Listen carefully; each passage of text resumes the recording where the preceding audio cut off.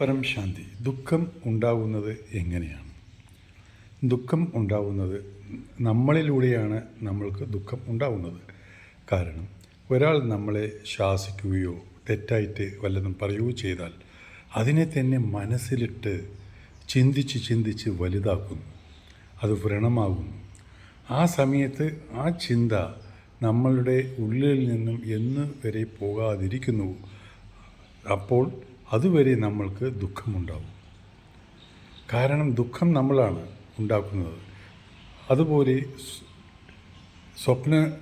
നമ്മൾക്ക് സ്വപ്നം ഉണ്ടാകുന്ന സമയത്ത് പലതും ചിലപ്പോൾ നമ്മൾക്ക് പല കാര്യങ്ങളിലും ദുഃഖമുണ്ടാവും, സങ്കടമുണ്ടാവും, പലതും ഉണ്ടാവും സ്വപ്നത്തിൽ.